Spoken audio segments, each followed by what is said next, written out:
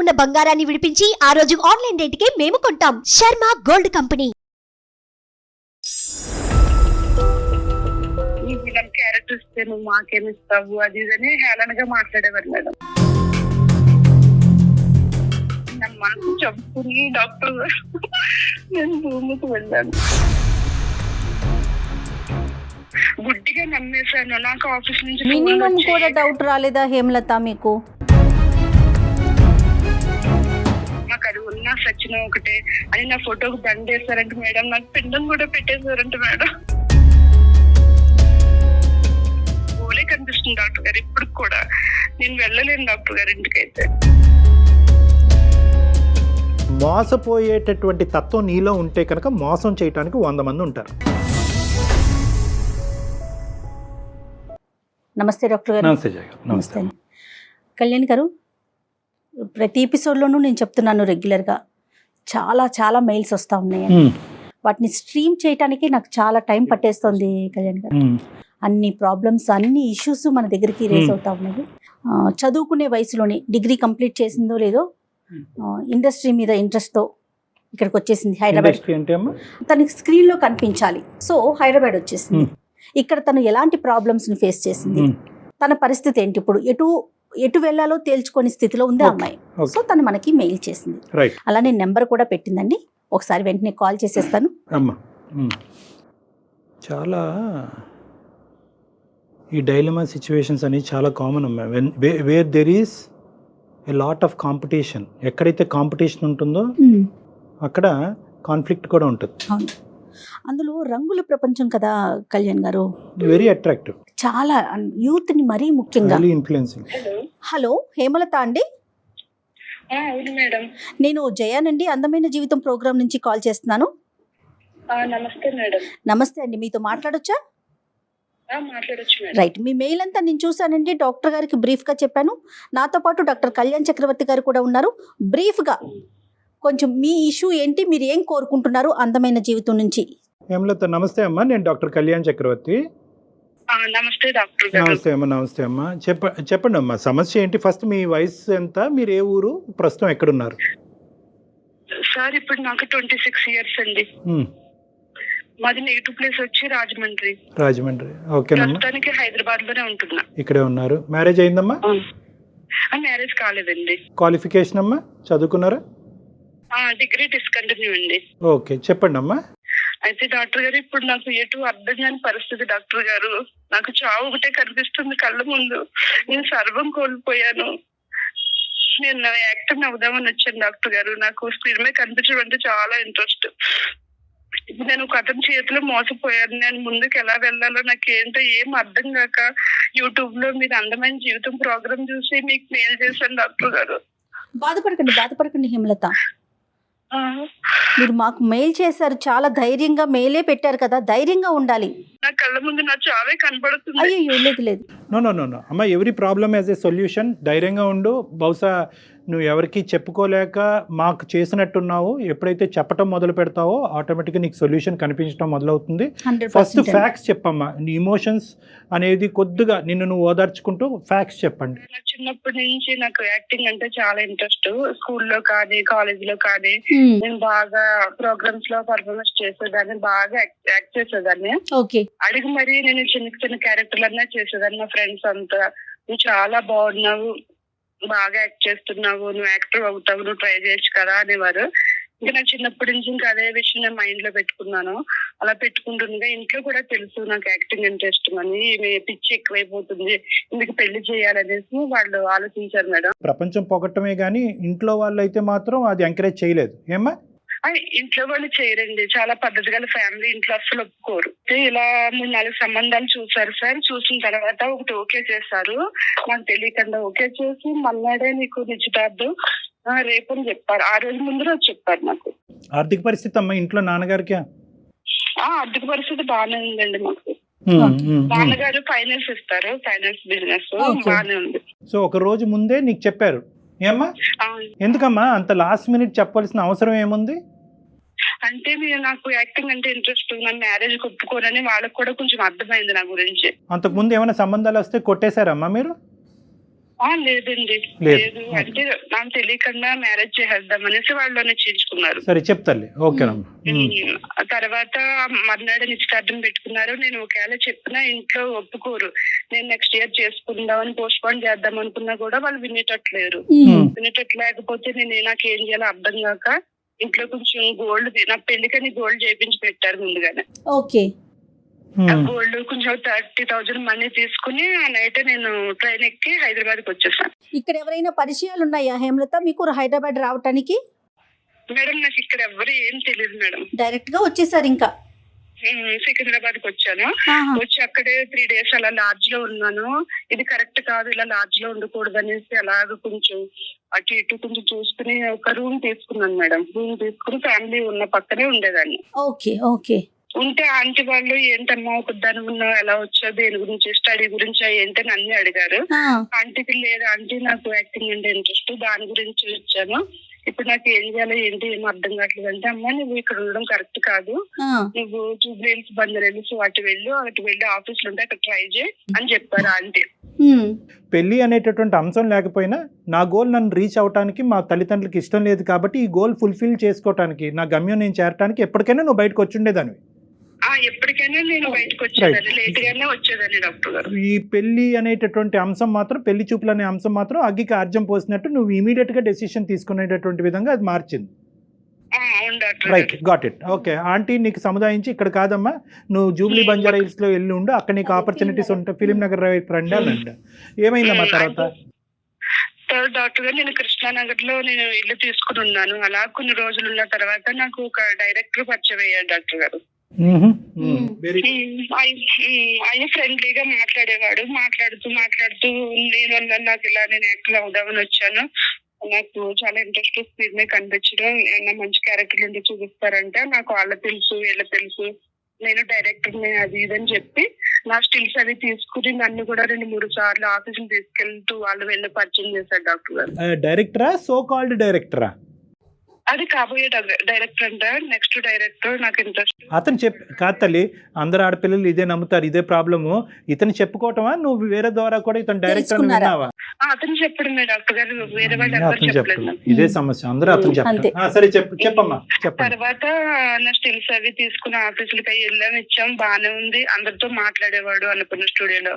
అయితే నాకు నమ్మకం కుదిరింది, అంటే ఇతను అయ్యి ఉండొచ్చు, వీళ్ళెలా తెలుసు అందరితో మాట్లాడుతున్నాడు కదా, నేను నమ్మొచ్చు అనేసి నమ్మిన తర్వాత కొన్ని రోజులు స్నేహంగా ఉన్న అతను ఒక రోజు మాట్లాడు, నువ్వు నాతో నేను నీకు ఏమైనా క్యారెక్టర్ ఇప్పించాలన్నా చేయాలన్నా, నేను ముందుకు తీసుకెళ్ళాలన్నా, నీ లైఫ్ లో నీ గోలు నేను నెరవేర్చాలన్నా నేను చెప్పినట్టు వినాలి, వింటేనే నువ్వు స్క్రీన్ మీద కనిపిస్తావని చెప్పాడు డైరెక్ట్ గా. చెప్పిన తర్వాత ఒక రోజు రూమ్ కి రమ్మని, నేను పిలిచినప్పుడల్లా రూమ్ కి రావాలి అని చెప్పాడు. అప్పుడు నాకు ఏం అర్థం కాలేదు, ఒక రోజు అంతా ఆలోచించి ఏంటి నాకు ఇక్కడ ఏం తెలియదు, నేను ముందుకు వెళ్ళాలంటే తప్పదు, ఇంకా నేను వెళ్లాల్సింది అని నా మనసు చంపుకుని డాక్టర్ నేను రూమ్కి వెళ్ళాను.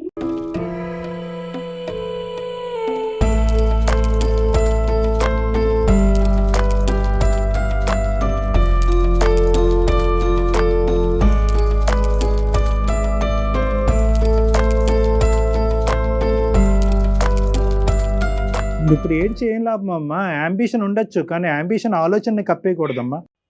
అంటే నేను ఎలాగైనా స్క్రీన్ మీద కనిపించాలనేది నేను ఆలోచించాను కానీ నా కెరీర్ ఏమైపోతుందో నేను ఆలోచించగలిపోయాను డాక్టర్ గారు. కెరీరే స్క్రీన్ అనుకున్నారు, స్క్రీన్ మీద కనిపించడమే మీ కెరీర్ అనుకున్నారు.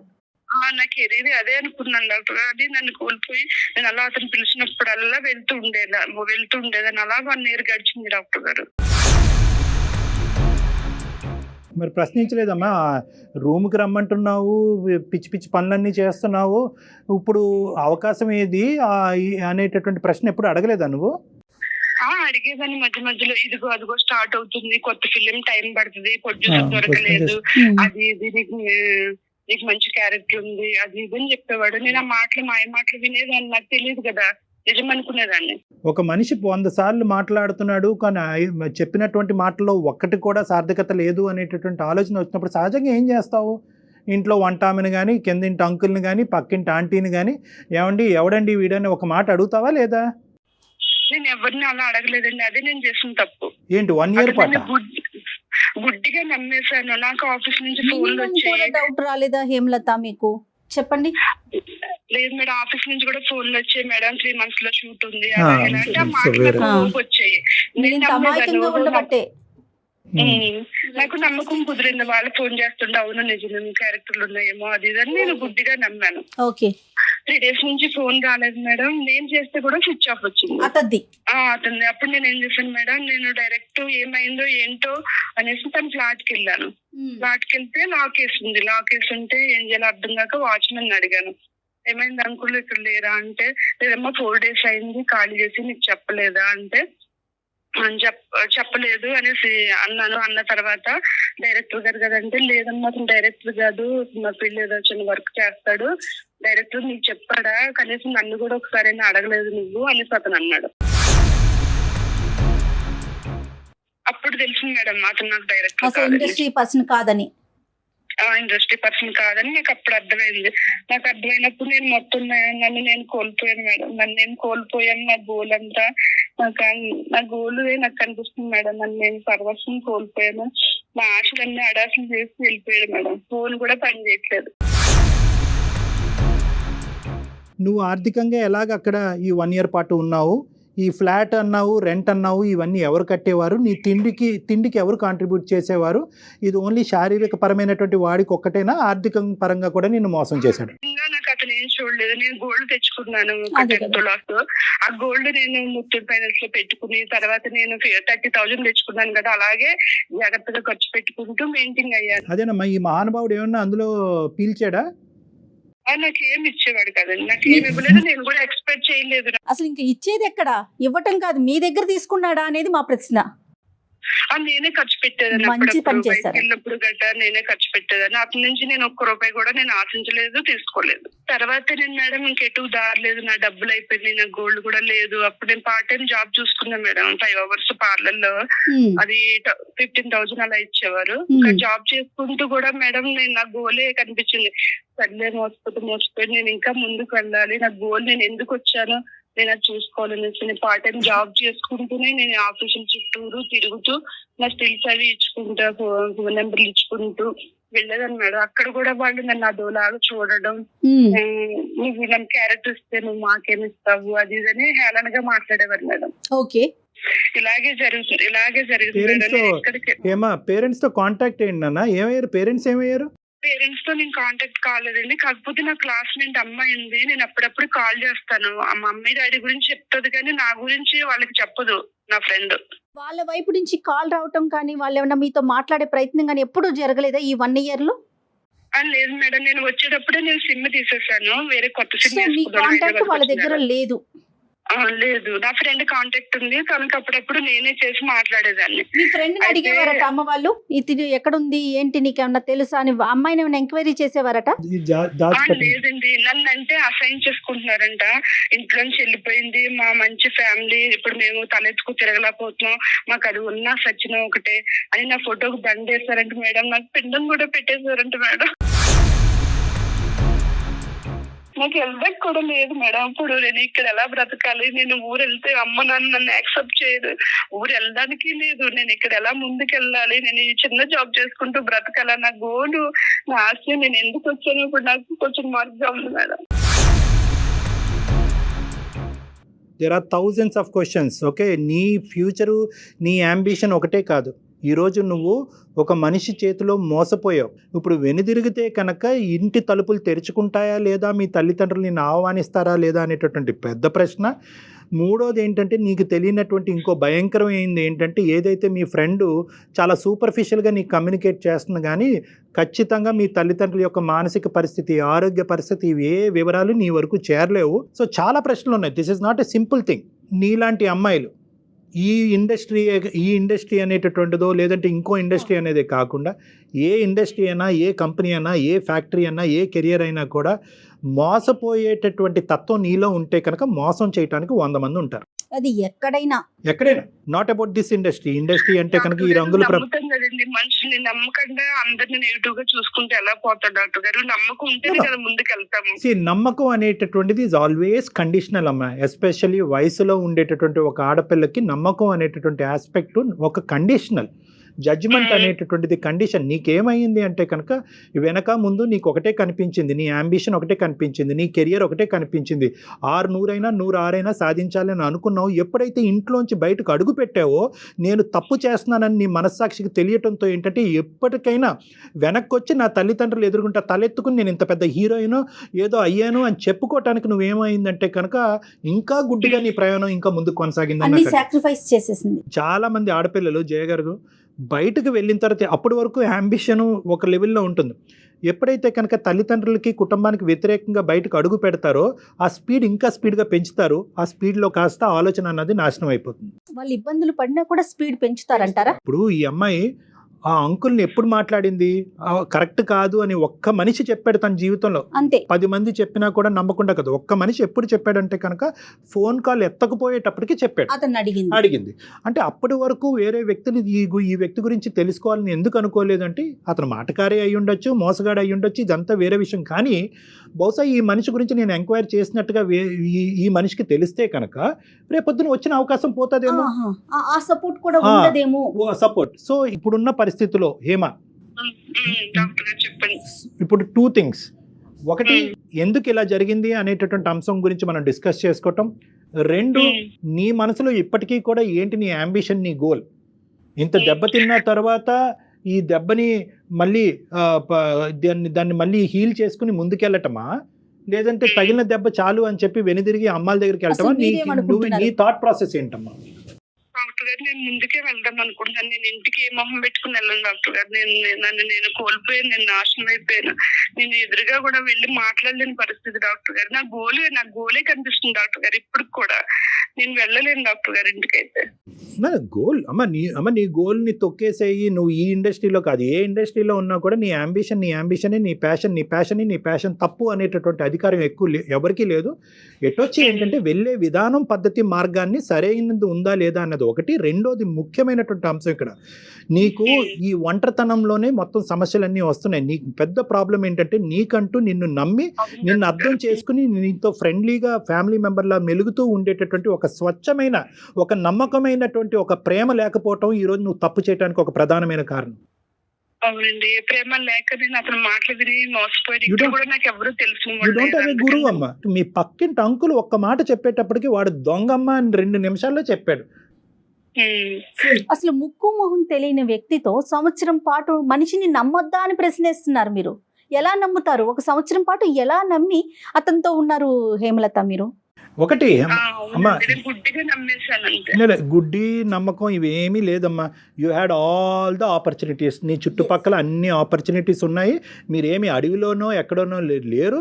ఒక డైరెక్టర్గా చెప్పుకునేటటువంటి వ్యక్తి డైరెక్టరా కాదా అని అడగటానికి ఎవరైనా సరిపోతారు. బేసిక్ క్వశ్చనింగ్ కూడా మీరు చేయలేదు. ఇది గుడ్డి నమ్మకం అనరు, దీన్ని పిచ్చి నమ్మకం అంట. ఏ నమ్మకం అయినా కండిషనల్. వినండి, చూడండి, ఆలోచించండి, అడగండి, అడిగి తెలుసుకోండి. అంతేగాని నేను విన్నాను, నేను చూశాను, నేను ఆలోచించాను కాబట్టి నా జీవితానికి సంబంధించినటువంటి నిర్ణయం నేనే తీసుకుంటానంటే కనుక అది పిచ్చి నమ్మకం అవుతుంది. ఎవరి ద్వారా ఇన్ఫర్మేషన్ రాబట్టాలి అంటే కనుక నిన్ను ప్రేమించి నిన్ను నమ్మేటటువంటి వాళ్ళ దగ్గర నుంచి ఇన్పుట్ కావాలి, ఒక గైడెన్స్ కావాలి, ఒక దారి చూపెట్టాలి.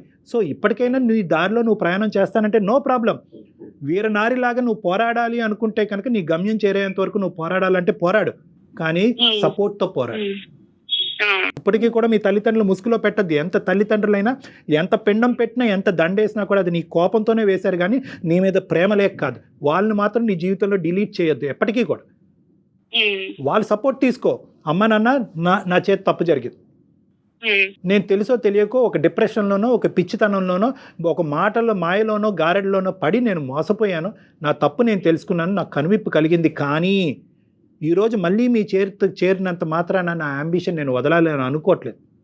ఏదో పని చేసుకుంటా ఉంటాను, నా బ్రతుకు తెరుగు గురించి నేను పని చేసుకుంటాను, అవకాశం ఉంటే డిగ్రీ కంప్లీట్ చేస్తాను, ఇవన్నీ చేసుకుంటాను. But I will keep trying my opportunities. నాకు మీ సపోర్ట్ కావాలి, మీ ప్రేమ కావాలి, మీ ఆలోచన కావాలి అని చెప్పమ్మా. ఎలాంటి తల్లిదండ్రులైనా కరగటానికి గ్యారంటీ. కొంత నగలు తీసుకుంది, ఒక 30,000 తీసుకొని సిటీకి వచ్చేసింది, ఇండస్ట్రీలోకి రావాలనుకుంటుంది. దానికంటూ కొన్ని క్వాలిఫికేషన్స్ ఉండాలి కదా, కొన్ని అర్హతలు ఉండాలి కదా. అవి తన దగ్గర ఏమున్నాయో అవన్నీ చూడకుండా బ్లైండ్గా ఎవరిని పడితే వాళ్ళని నమ్మేసి నేను మోసపోయానని చెప్పి వెనక్కి వెళ్ళి ఆలోచించుకొని నాకు ఇండస్ట్రీ మీదే ఇష్టం ఉంది, నేను ఇండస్ట్రీలోనే బతుకుతానంటే ఎలా సాధ్యమవుతుందండి? మనలో ఉన్నాయి ఏంటి, ఆ క్వాలిటీ ఏంటి అనేది ఆలోచించుకోవాలి కదా హేమలత. ఇప్పుడు మీ చుట్టూ చదువుకునేటప్పుడు ఉన్న నలుగురు జేజేలు కొట్టచ్చు, మీరు ఆ మహాద్భుతం, అబ్బా మీరు సూపర్ అని చెప్పొచ్చు. కానీ మన ఊరు మన ఇల్లు వేరు, ఒక ఇండస్ట్రీ వేరు కదా. నీకు ఇండివిజువల్ గా ఒక అసెస్మెంట్ ఉందా? పాయింట్ నెంబర్ 1, నీ టాలెంట్ ఏంటి, నీ స్కిల్ ఏంటి అనే అసెస్మెంట్ ఉందా? నెంబర్ 1. నెంబర్ 2, ఇక్కడ రిస్క్ అసెస్మెంట్ చేశారు. ప్రతి అమ్మాయికి ప్రతి అబ్బాయికి ఇదే చెప్తాను, ప్రొఫెషన్ అనేటటువంటి దాంట్లోకి ఎందులో ఉన్న దిగాలి అని అనుకుంటే, మీ తల్లిదండ్రులకు కానీ ఎవరికైనా నచ్చినటువంటిది ఉంటే కనుక, మీరు అనుకున్నదే గెలవాలి అనే ఆలోచన మీకు ఉంటే కనుక, ఫస్ట్ మీరు చేయవలసింది రిస్క్ అసెస్మెంట్ చేసుకోండి. అక్కడ ఏంటి లాభం, ఏంటి నష్టం, ఈ 100 మంది వెళ్తే కనుక ఎంతమందికి అవకాశాలు ఉంటాయి. ఇప్పుడు ఇంజనీరింగ్ స్టూడెంట్స్ ఉన్నారనుకోండి, 100 మంది వెళ్తే కనుక 30 మందికో 40 మందికో ఉద్యోగం రావచ్చు. సినిమా అనుకోండి ఏ 1000 మందిలో ఒకరికి వస్తుందో, ఏ 1,00,000 మందిలో ఒకరికి వస్తుందో. సో ఇక్కడ రిస్క్ ఎక్కువ ఉంది. సో కాంపిటీషన్ ఉంది. ఆ రిస్క్ భరించాలి అంటే కనుక ఆర్థికంగా మీకు ఒక స్థితిగతి ఉండాలి, సో మోరల్గా మీ తల్లిదండ్రులు టాలెంట్ ఉండాలి, మోరల్గా మీకు ఒక సపోర్ట్ ఉండాలి. ఎన్ని అవకాశాలు టాలెంట్ ఉంది, నేను చాలా బాగా యాక్ట్ చేస్తాను, నాకు నమ్మకం ఉంది నా మీద. కానీ సపోర్ట్ కావాలి కదమ్మా, నమ్మకం ఒకటి సరిపోదు. ఇక్కడ ఏంటంటే పెద్ద లోపం ఏంటంటే నీకెవరు సపోర్ట్. నీ టాలెంట్ బయటకు తీసుకురావడానికి ఒక మార్గం ఉండాలి కదా హేమలత. అందుకని మీకు కనిపించిన ప్రతిదాన్ని అదే మార్గం అని వెళ్ళిపోతున్నారు కదా, అది కాదు కదా. అంటే ఇక్కడ నిన్ను నిరాశపరిచేటటువంటి విధంగా మేము మాట్లాడట్లేదమ్మా, నిన్ను ప్రోత్సహిస్తున్నాను. బహుశా ఇంకొకళ్ళు అయితే కనుక ఏమంటారంటే, పడిని కష్టాలు పడ్డావమ్మా, ఎందుకు ఈ గోల, వెళ్ళి చిన్నపాటి ఉద్యోగం చేసుకొని. కానీ నువ్వేంటంటే ఇంత దెబ్బ తగిలిన తర్వాత కూడా నా నమ్మకం దీని మీదే ఉంది, నా ప్యాషన్ ఇదే ఫుల్ఫిల్ చేసుకోవాలని అన్ని గట్టిగా అంటున్నావు. కాబట్టి నేనేమంటున్నానంటే, you can carry forward, no problem. కానీ నమ్మేటటువంటి దాంట్లో ఒక విధమైనటువంటి కండిషన్ అన్నది ఉండాలి, తల్లిదండ్రుల యొక్క సపోర్ట్ అనేటటువంటిది ఉండాలి, గుడ్డి నమ్మకం అన్నది ఉండకూడదు. నీకంటూ నిలదొక్కుని ఒక ప్యారలల్గా ఒక ప్రొఫెషన్ చేసుకుంటూ, వీలుంటే డిగ్రీ కంప్లీట్ చేస్తూ, సినిమాకి సంబంధించిన ఏదైనా కోర్స్ కంప్లీట్ చేసి, ఒక సరైనటువంటి వ్యక్తి ఎవరైనా నీకు దారి చూపెడితే ఆ దారిలో నడుచుకుని ముందుకెళ్ళటం అన్నది బెటర్. సరే డాక్టర్ గారు, థాంక్స్ అండి. ఓకేనా, ధైర్యంగా ఉండండి Hemalatha. Reconnect with your parents. Yes, వాళ్ళు మీ అమ్మ నాన్న తిట్టచ్చు, కొట్టచ్చు, ఏ చేసినా పర్వాలేదు, మనం చేసినటువంటి తప్పుకి ఆ మాత్రం శిక్ష అనుభవించక తప్పదు. At the end of the day they are your parents. వెళ్ళి వాళ్ళని కలిసి జరిగిందంతా చెప్పి క్షమించమని అడిగి తర్వాత మీ కెరీర్ గురించి నేను చెప్పిన విధానంగా ఆలోచించడం ప్రారంభించండి. ఓకే అమ్మా, all the best. Right Hemalatha, God bless you అమ్మా, టేక్ కేర్. థాంక్యూ. సింధూరు సినిమాలో మనం ఏదో ఒక చిన్న బిట్టు చూస్తాం, చాలా ఇవి ఉన్నాయమ్మా, ఇవి చాలా. కానీ ఇప్పటికీ ఇలా ఉన్నారా అండి? నాకు అంటే మనం పాతకాలం హీరోలు హీరోయిన్లు ఎక్కువగా హీరోల గురించి వింటూ ఉంటాం, వాళ్ళ స్టోరీలు చెప్పినప్పుడు నేను ఇంట్లో నుంచి వెళ్ళిపోయాను, మెడ్రాస్ వెళ్ళిపోయాను, ఒక రూమ్ లో ఉన్నాను, ఇలాంటివి వింటాం. ఈ రోజుల్లో కూడా ఆడపిల్లలు అయ్యింది ఎలా ఆలోచించారు? ఎవరైనా కూడా 95% మంది ఏంటంటే కనుక సంపాదన ఉండాలి, నేమ్ అండ్ ఫేమ్ ఉండాలి అనేటటువంటిది ఆలోచన సర్వసహజంగా ఉంటుంది. మీరు ఇందాక అన్నారు ఒక మాట, రంగుల ప్రపంచం అన్నారు. సో ఈ రంగుల ప్రపంచంలో ఏంటంటే మనకు కావాల్సింది కావాలి అని అనుకున్నప్పుడు ఏం పోతుంది, సైమల్టేనియస్గా ఏం పోతుంది అనేటటువంటి అసెస్మెంట్ కూడా మనకు కరెక్ట్గా ఉండాలి. టైం వేస్ట్ అవ్వచ్చు, డబ్బులు పోవచ్చు, మోసగించేటటువంటి మనుషులు ఉండొచ్చు, ఇవన్నీ తట్టుకుని నేను నిలబడగలనా అనేటటువంటి ఇండివిజువల్ అసెస్మెంట్ అనేది హేమ చేయలేదు ఇక్కడ. ఇండివిజువల్ గా చేయలేదు. ఏం చేసిందంటే కనుక ఒక మనిషి కనిపించాడు, నమ్మాడు, అందులో కొట్టుకుపోయింది. వీడు ఎవరు, ఏంటి, ఎలా అనేటటువంటి ప్రశ్నలు తన మనసులోకి వచ్చినా కూడా అవి చంపేసుకుంది. సో ఈ ఇండస్ట్రీ కాదు జయ గారు, ఏ ఇండస్ట్రీలో అయినా కూడా మనకి ఇండివిజువల్గా ఆ రిస్క్స్ అనేటటువంటిది మనం భరించగలమా, తట్టుకునే కెపాసిటీ మనకు ఉందా లేదా అన్నది చూసిన తర్వాత నా అనేటటువంటి వాళ్ళతో తోడుగా ప్రయాణం చేయాలి, కానీ ఒంటరిగా ఇలా ప్రయాణం చేయాలి. 100% ట్రూ డాక్టర్ గారు, 100% అండి. నమస్తే అండి, ఇంకొక ఎపిసోడ్తో మళ్ళీ కలుద్దాం. నమస్తే.